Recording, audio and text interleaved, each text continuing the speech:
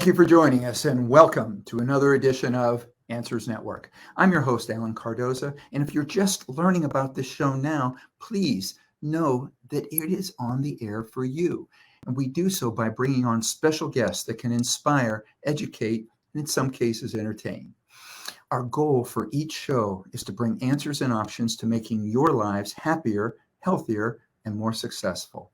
And remember, if you can't listen live, go to our website at answers.network and browse through a variety of heartfelt and enlightening topics. I am confident that there will be something you will find to bring greater joy to your life or to someone you love. Now, I also have a favor to ask. Please forward at least one of our shows to your social media group and to someone you know who can benefit from a particular subject. This is just one powerful way that we can make a positive influence in the world together. Now, most of you are very familiar with conventional medicine, which uses scientific research, data, and linear thinking to treat disorders and diseases. Now, unfortunately, in my opinion, much of this has been hijacked by big pharma and huge hospital corporations to serve corporate bottom lines before patients' health. Now, with little focus on preventative measures. But this is not the only approach to medicine, health, or wellness. Our guest, Judyth Shamosh, PhD, is a systems herbalist and has been a clinical practitioner since 1994. She's the founder of Green Fingers Herbal Medicine Clinic, and she practices and teaches Ayurvedic, Chinese, and Western herbal medicines. She has served on the governing councils of the American Herbalist Guild, Arizona Herb Association, and Rainstar University College of Acupuncture and Oriental Medicine, as well as adjunct faculty of the Southwest College of Naturopathic Medicine. Dr. Judyth's new book is The Physics and Poetry of Eastern Herbal Medicine. And she shares that her intention is to bring the valuable principles of Eastern medicine into the mainstream of modern healthcare.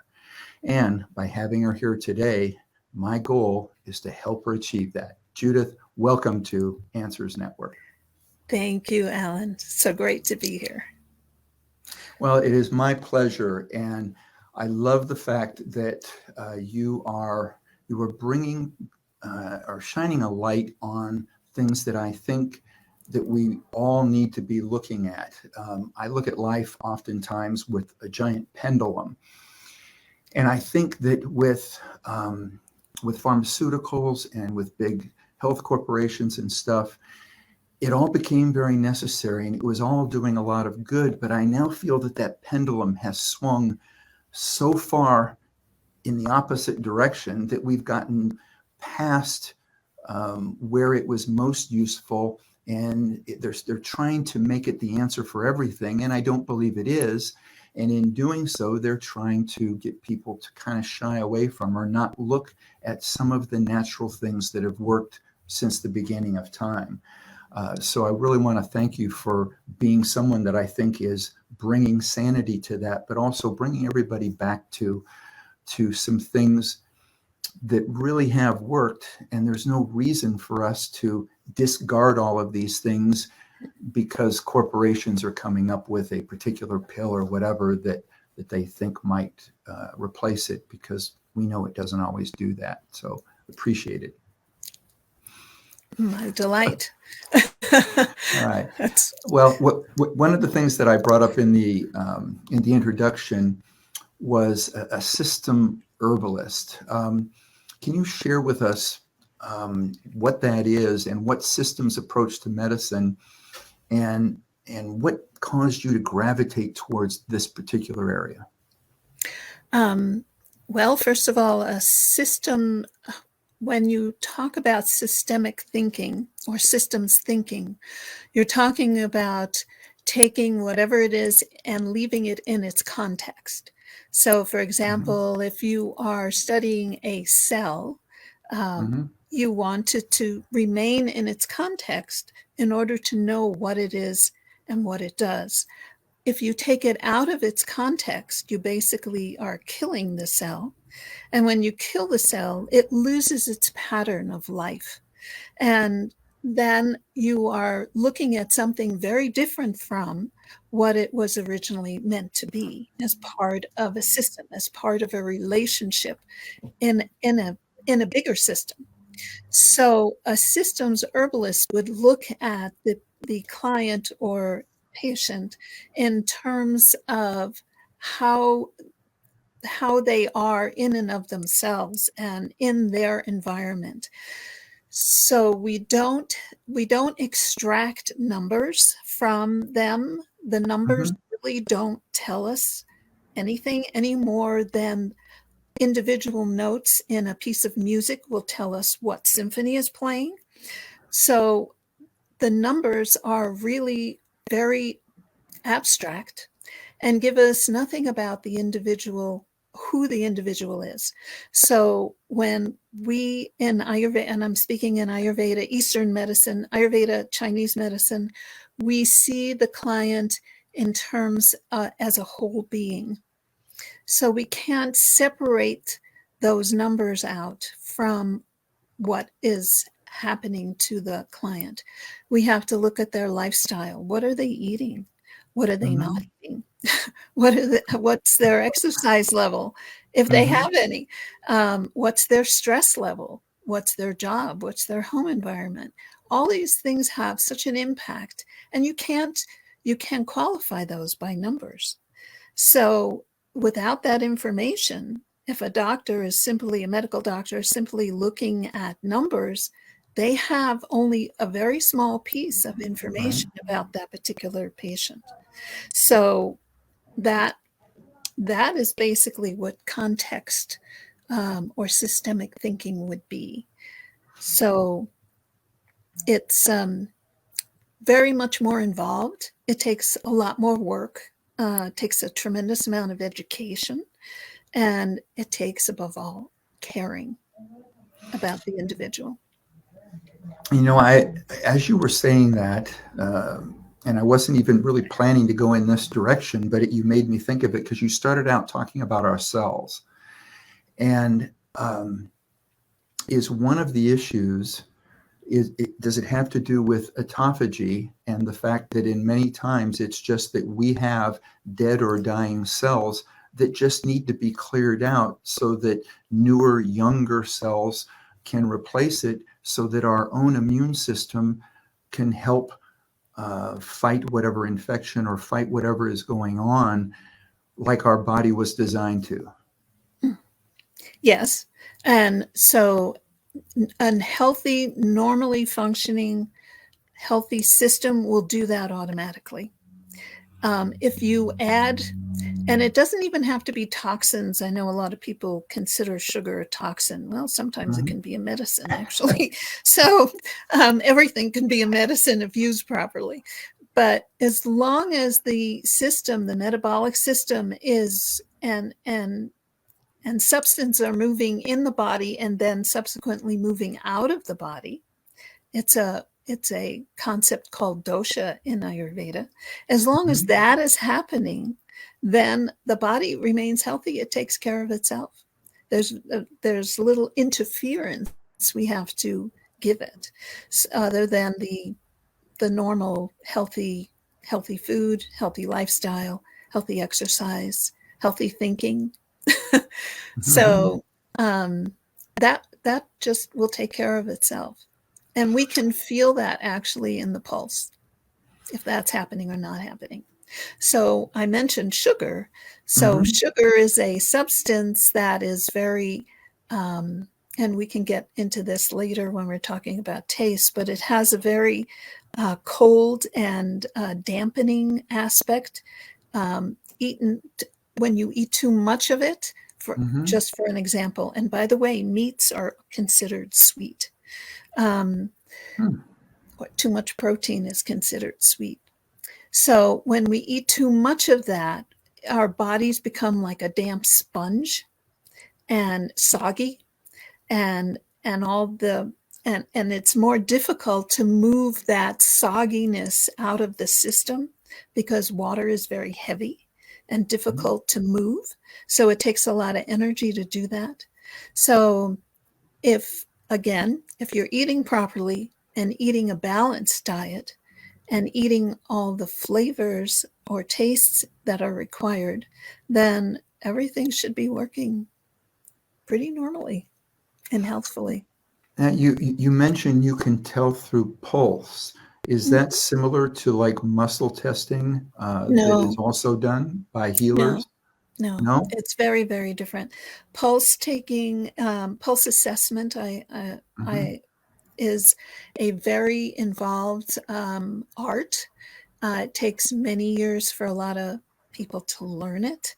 Some people pick it up faster, but it involves taking the pulse on the radial arteries, both wrists, in 6 different places. In Mm. Ayurveda, it's at 7 levels. In Chinese medicine, it's 3 or 4 levels. And then you have the different qualities of each pulse and where the pulse actually hits your fingertip. So you have to learn to read through your fingers, and it's a form, I would say it's a form of reading, like almost like Braille, Mhm. but more involved, and a lot more subjective, and a lot deeper. So we can tell a lot about what the organ systems are doing by just taking the pulse. And it does take a long time to learn. So it's not something that you can easily learn from a book. Gotcha. Yeah. Or a night class, huh? Oh, no, no. No, you need to take thousands. My students take thousands of pulses before they are even close to understanding how to qualify the information that comes through the pulse. And I would love to go more into that. In fact, personally, it's something that intrigues me greatly. But I know one of the things that I think helps on this show are some of the stories, because sometimes people are listening and they're going, I'm not sure that I'm getting that. But in your book, Mm-hmm. you tell a story about a woman who was possibly going to lose her leg due to infection. Can you Mm-hmm. share that story? Because I think it's a good example of what you do. Mm-hmm. Yeah, this was early on in my practice, and I am still very careful to find out what people eat and drink, their lifestyles. My questionnaire involves a lot of that. And so I'm going through the information about her that she is telling me in the questionnaire. And we Hmm. get to the food, and she tells me, because I have a area where she can fill out how many cups of coffee she was drinking a day, and because coffee can be a medicine just like sugar. Hmm. Yeah.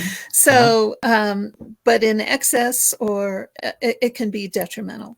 So I asked her, well, and she had 8 to 10, and I said, oh, 8 to 10 Wow. cups of coffee, and she said, no, 8 to 10 pots. And I said, you mean cups, Wow. like cups of coffee?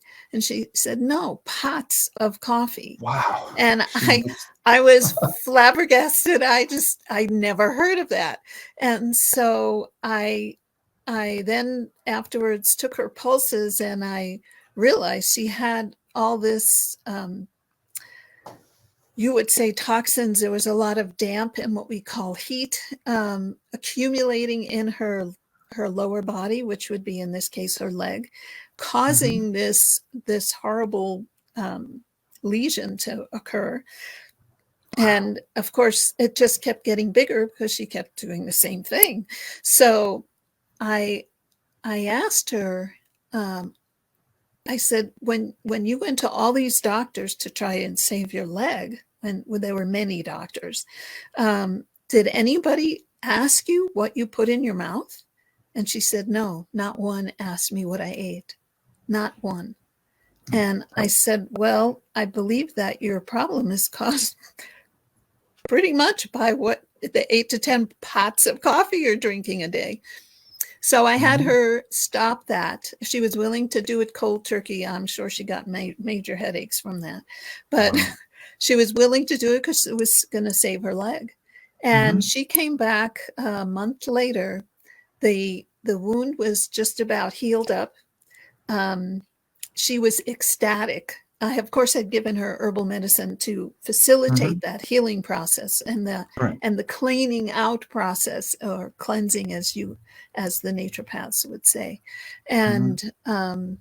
and in a very short period of time, the leg just healed up. She was one of my best clients. She referred so many people to me after that, and she worked in a doctor's office, by the way. Yeah. Did she share with you any of her conversations with the doctors, and especially the doctor who was going to profit greatly by removing her leg? No, she didn't. I actually didn't ask, because it's a story I hear over and over and over.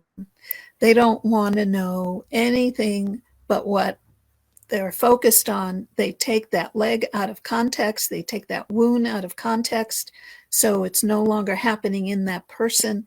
It's just a separate leg. It's a separate wound. It's totally out of context from who this person is who is causing the problem.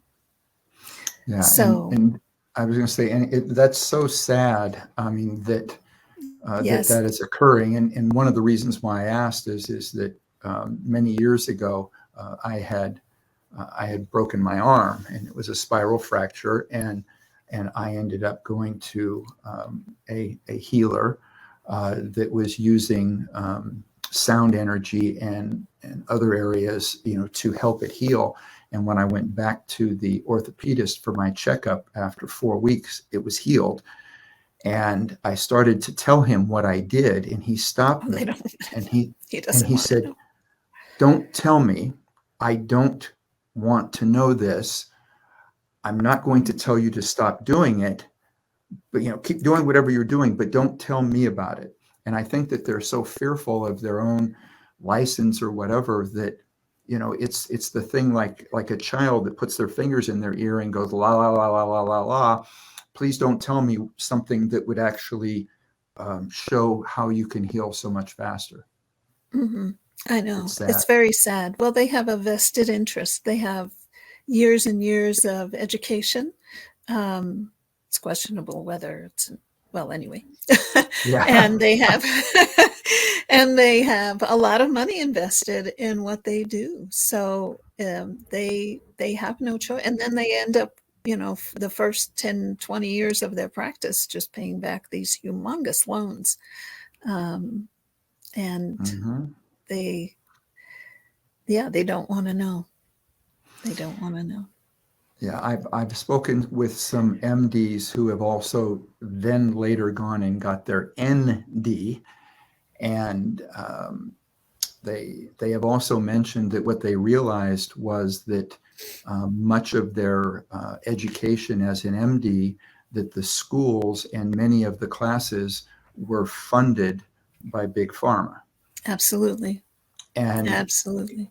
and so, but I mean, I honor them, and I'm so thankful that they were also the ones that are wise enough to go and say, you know what, I was I was deprived of a large portion of the education that I should have gotten, and they've gone out and got their ND as well. And those are now my favorite doctors, the ones that have both. Mm-hmm. Yes.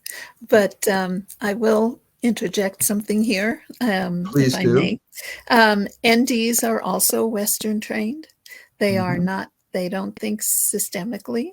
And some of them do go and study other things which help them go the systemic route. But yes, the NDs are very, very much better. And if you have to go somewhere, I would recommend that. But they are Western trained, so their thinking is very similar to a medical doctor. Little better, little more open minded. Yeah. Yes. And actually, we have a listener question and comment that is coming in. And again, for Mm-hmm. those that send these in, please keep doing it. I really appreciate it. Many of these come in from teachers that say, I'm working in the middle of the day, but I would love if you could ask the guest this. Okay. So this one reads, I am totally fascinated by your book and will be ordering a copy for myself and my daughter, who has been in the healing arts for 10 years now. She is passionate about the new science validating the effects of vibration and light on brain and organ functioning. We're both looking forward to listening to your show and learning more about your specific approach. Do you have any thoughts or input in regards to the effects of vibration and light? This is from Alice in New Mexico, by the way. Oh, another New Mexican. Hello. Yes.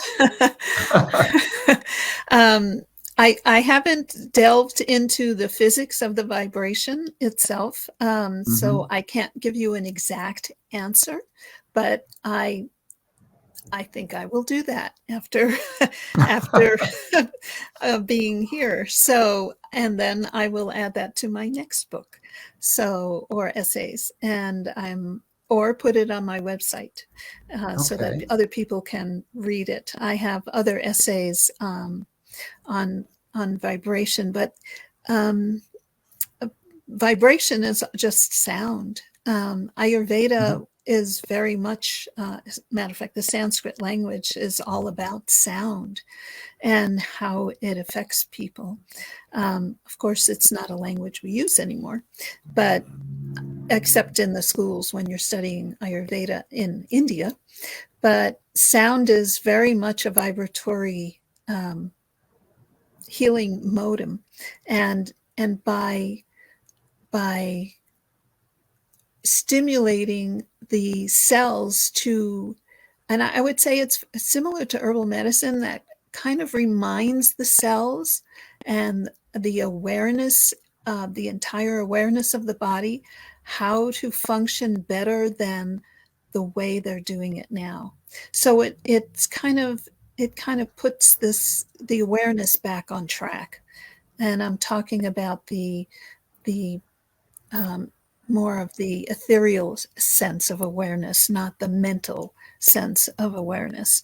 And by doing that, it would bring the cell back into balance, or bring the awareness and therefore the cells back into a balance. So our awareness has everything to do with our health. So that's why thinking or avoiding thinking about negative thoughts or thinking positive thoughts is so important. Yes. And actually, I have a question in regards to children, but before I do that, you just brought up the point about the difference between thinking positive thoughts and negative thoughts. And there's a very famous Major League Baseball manager that wrote in one of his books the difference between the way in which he would word things. And he said that as an early manager, he would go out and he would talk to the pitcher when they were in a difficult situation. And he'd say, okay, the guy that's up now hits really well when it's pitched low and outside. So whatever you do, don't pitch low and outside. And he said that he couldn't understand, but he said he would go back to the dugout. The guy would throw one low and outside. The guy would hit a home run. And when he came back in the dugout, he'd say, well, I don't understand. I told you not to do that. And what he learned from that is that he changed his way of managing to where he would go out there and say, you're a great pitcher. This guy can't hit high and inside pitches.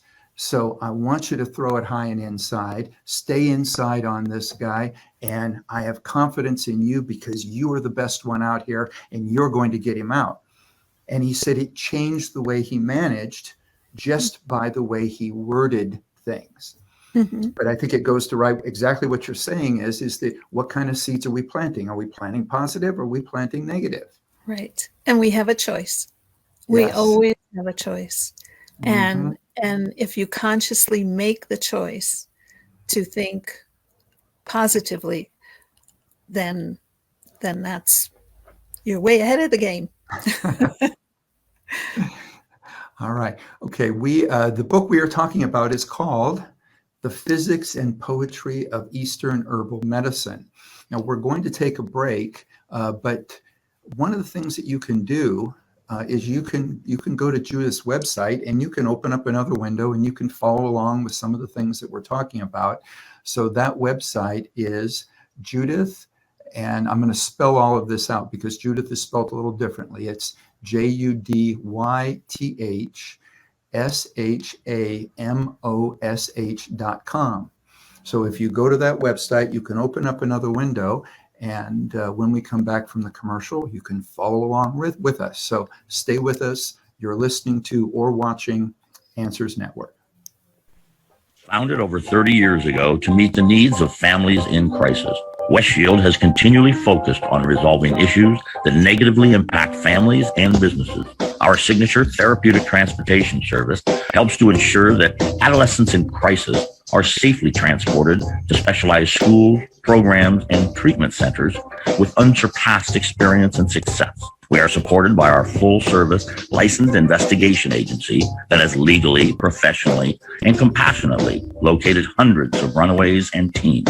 We are experienced and qualified to help, offering solutions which may include referrals to our international network of top professionals in the fields of educational consulting, psychology, psychiatry, and investigations. Simply put, West Shield Adolescent Services and West Shield Investigations are the best solutions when your family is facing a personal crisis. Call 1-800-899-8585, 24 hours a day, 7 days a week. That's 1-800-899-8585, or visit our website at westshield.com. Thank you. And we're back. You are listening to Answers Network, and we're talking about herbal medicines. And Judyth, one of my questions is, how do children respond to this type of medicine? Because one of my thoughts is that I would think that before they've had a chance to be sort of brainwashed into believing a lot of things that many of us are taught from a very early age, is it actually easier to get them to really grasp this and go with it? Yes, very much so. Children respond beautifully to herbal medicine because there's not so many layers that have to be peeled back, so to speak, in order to get them well. So they do respond extremely well. My daughter was raised totally on herbal medicine. And as I mentioned before, she rarely, if ever, got sick. Or if something came up, it was fixed within an hour or two. That's the beauty of working with children. And I've worked with infants as well. I've worked with pregnant mothers very successfully. And yeah, we have several babies that my clients attribute to working with me. So yeah, kids are great when it comes to herbal medicine. You just have to make it a little bit more palatable sometimes. Okay. What do you think it would take for us to get insurance companies to set up what would be considered a conversion of benefits?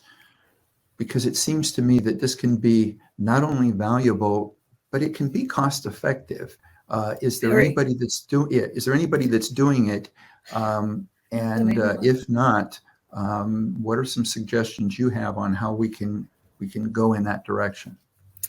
Well, that would be in herbal medicine, because we're talking about so many different kinds of herbal medicine. We have the Native American, we have the Ayurvedic, we have the shamanic, we have the Chinese, we have South American, different kinds of medicine. We have all these different kinds of herbal medicine, which is why, thankfully, it has not been regulated yet, because how do you regulate or license something that is so varied? But my suggestion would be for someone to really research the person that they're going to be working with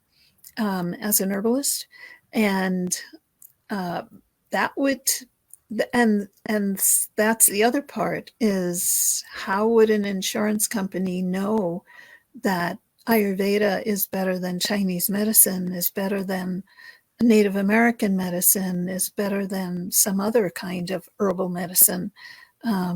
There's so many different kinds. My background is in the sciences, so I have a very clear idea of what, or perhaps even a more clear idea of what these herbs do. And Chinese medicine, specifically, and somewhat in Ayurveda, has very carefully documented what exactly the herbs do based on their 5 elements or 5 phases, and based on their tastes. And so it's very precise, more precise, I would say, than the pharmaceuticals, which, as you know, people will go in and, oh, try this, and if this doesn't work, oh, try that. And so and they can go through 10 medications before they find something that suppresses what they're trying to so-called cure. But in Eastern medicine, first of all, we don't suppress, we clear, and then we do what's necessary to bolster the system to stay healthy, and of course counsel on lifestyle and food guidelines. So I don't know how an insurance company, I don't think at this point, because there is no regulation of herbal medicine in this country, which like I said, I'm very grateful for. But that would be, they would have to do it practitioner by practitioner, not simply based on their education, because an herbalist can be someone of my education, which is not only the sciences, but Ayurveda, Chinese medicine, and Western herbal medicine, plus all that goes into understanding what makes certain herbs do what they do. But other herbalists have 6-week education and then are deemed herbalists after that. So that would be a really difficult thing to do. But to maybe look at it through a different lens, that might be exactly why at some point in time it should become something that's regulated, so that there's a bar that needs to be reached in education before you can truly call yourself that. And so that's the one thought that comes to mind. But go ahead. I think you have a comment on that. Well, yeah, one bar would be education. I would say that would be the case. But the quality of a practitioner is not based just only on education. I couldn't agree more. So any more than a medical doctor is qualified based on just their education. There are some wonderful medical doctors. By the way, I'm so glad we have them, because trauma medicine is the best in the world. And we do need to continue having Western medicine because of that. But medicine is an art. It'll never be a science. I know it's touted as a science. They use science, but their science is so outdated compared to quantum physics, which was discovered in the early part of the last century, and is still not enveloped into the medical profession. They actually ignore it. So if they did use science, then they would be aware of the awareness of the cells in the body and the awareness of a human's intellect and spirit. So, but they aren't. They completely ignore it because it doesn't suit their bottom line.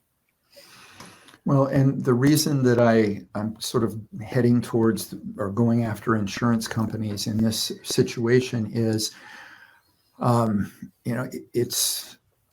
it's become something that, if you can't afford this, you can't get it in many situations. Right. And that's the part that's so sad, to where, it's, they now are pushed into a system Yes, that may not be exactly. really helping. It's not really doing it.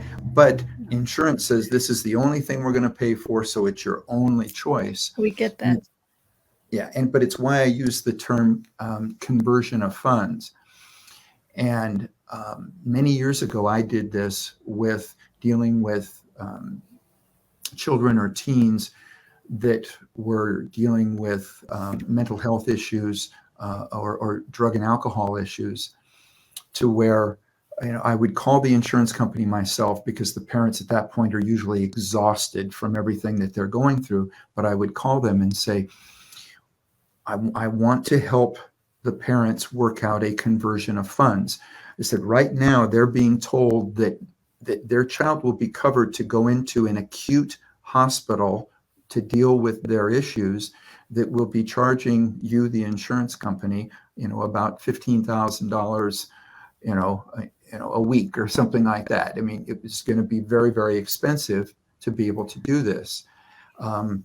But their psychologists, their educational consultant, other professionals that are working with them say that what would really work best for them is maybe after they go through a detox, to go out to a specialized wilderness program that's going to focus on them becoming a healthier human being, mentally and physically.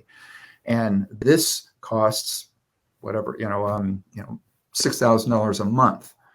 So, so instead of them racking up $15,000 a week, and your policy says that they can be in there 60 days, you're going to generate a huge amount of money or bills for you to pay. Can we work out something that it says for the next year, you will pay for them to go to this specialized program? It will cost you less, Mr. Insurance Company or Ms. Insurance Company, it'll cost you less.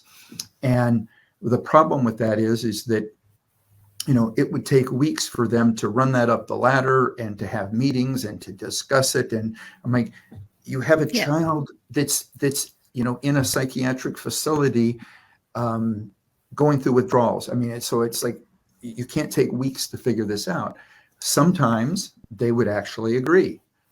Other times they would just go no, and I felt like I had failed because the child wasn't getting what they really needed.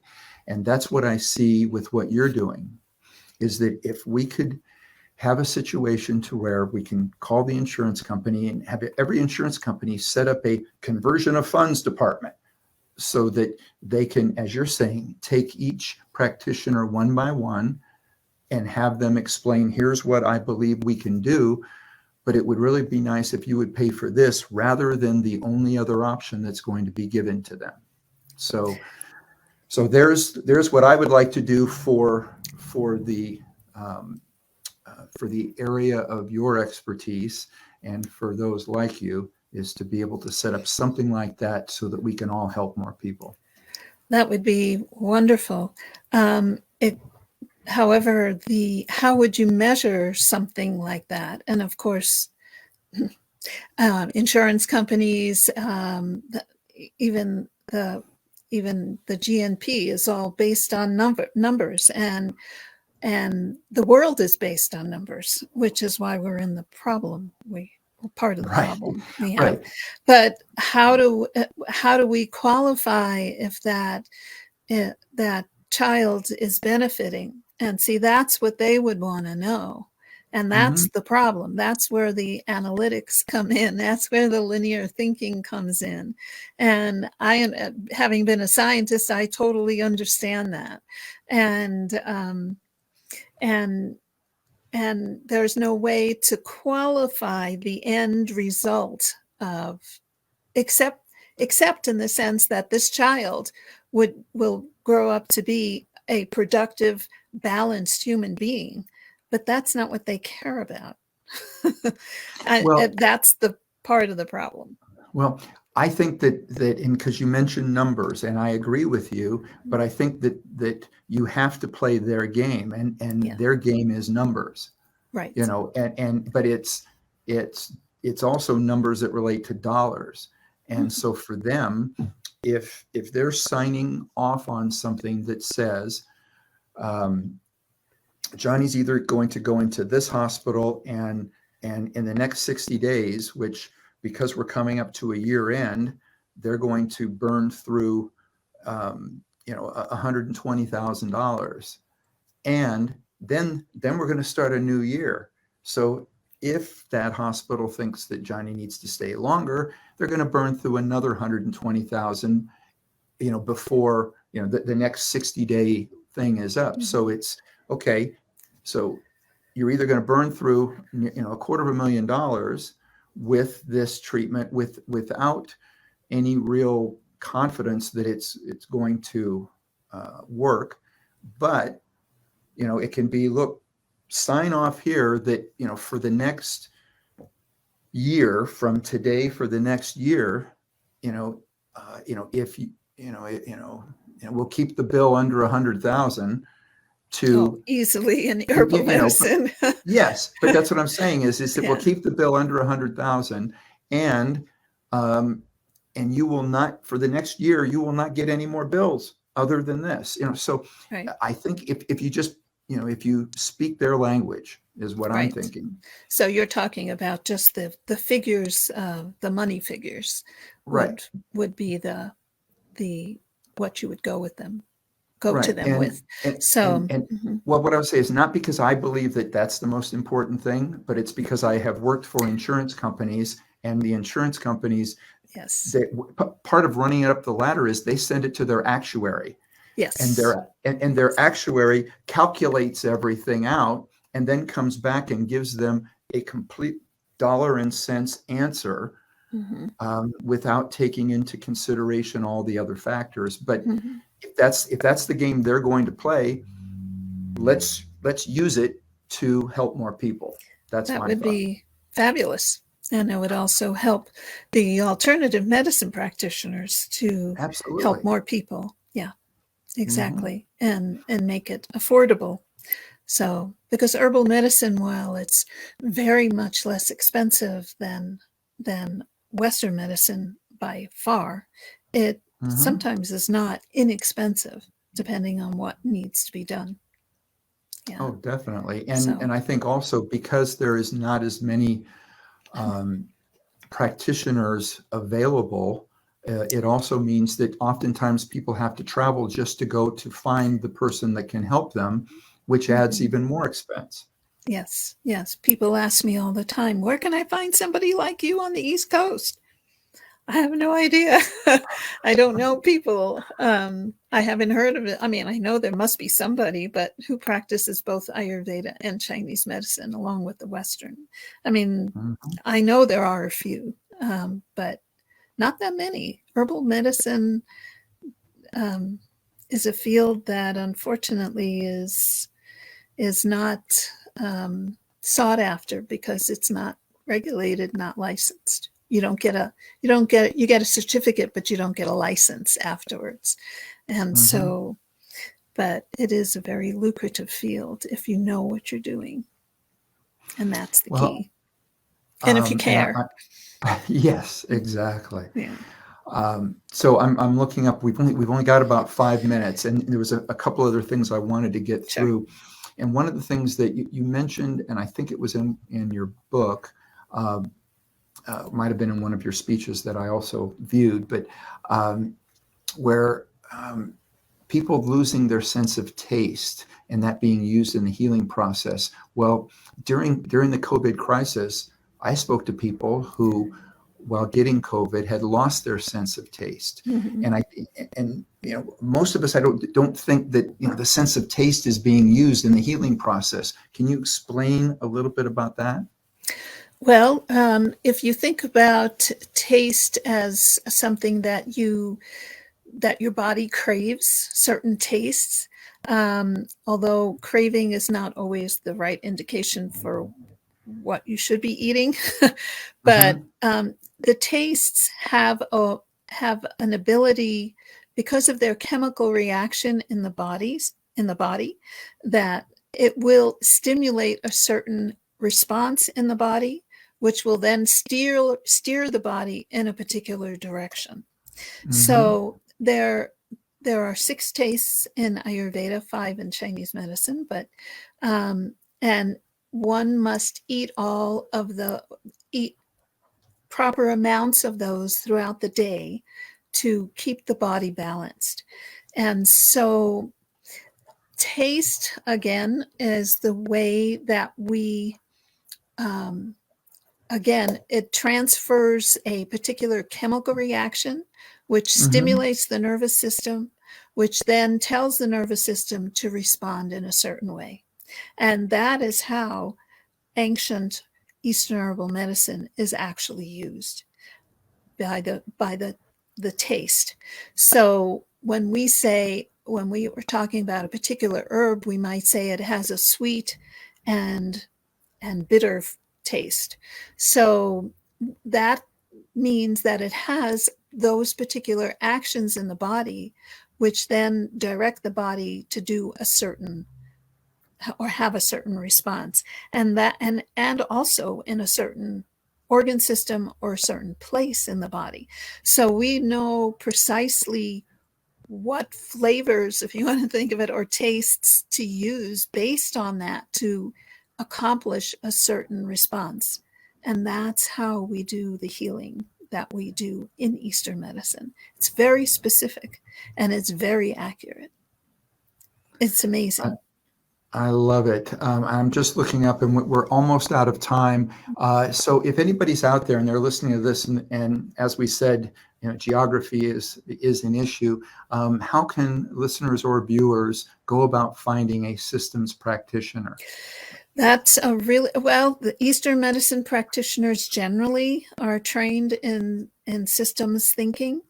Some are better than others, and it's difficult to find an herbalist that has that kind of training. But generally, Ayurvedic or Chinese medicine will give you the better practitioners, and you just have to qualify people from there, because not every practitioner is equal. I have seen some good ones, and I've seen not good ones. Same with medical doctors. Yeah. So. Are there associations? Is there an association of Ayurvedic? Is there an association of Chinese?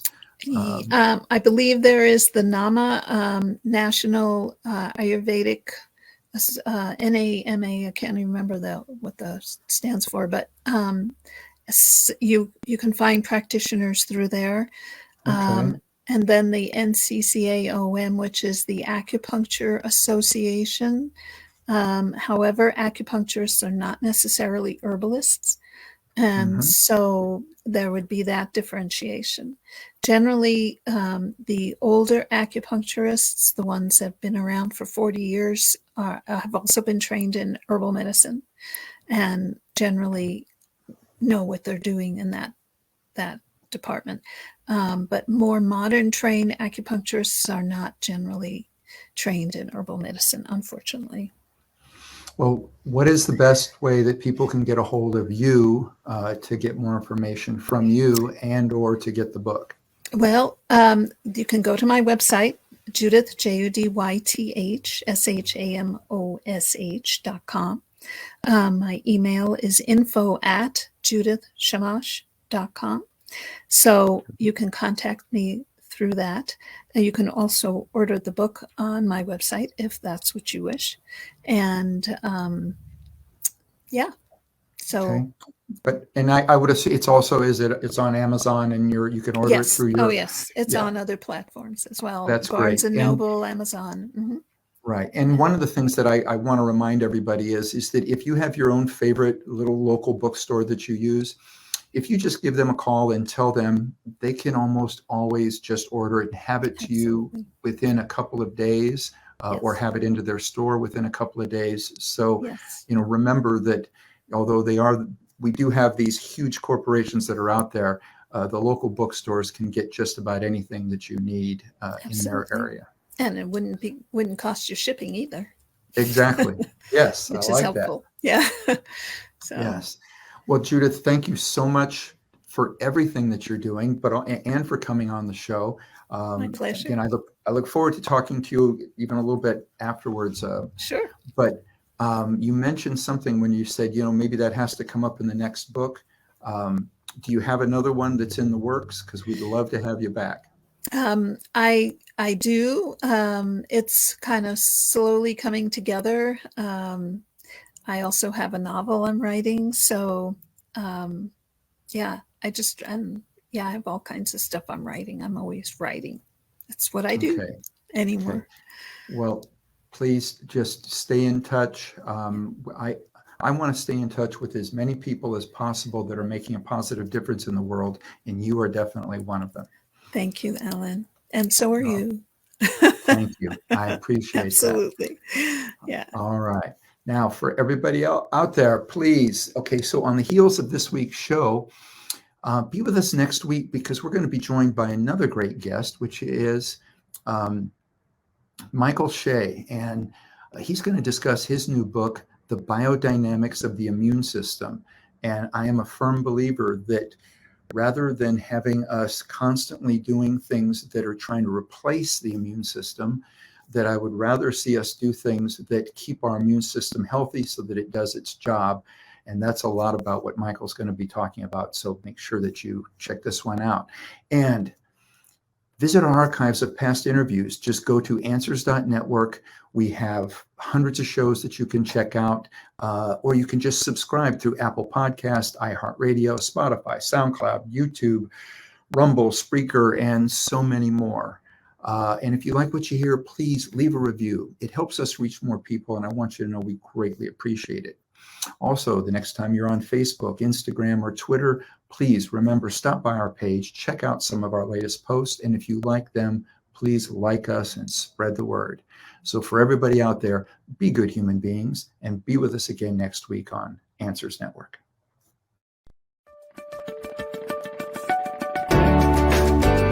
You're listening to Answers Network with Alan Cardoza, only on LA Talk Radio.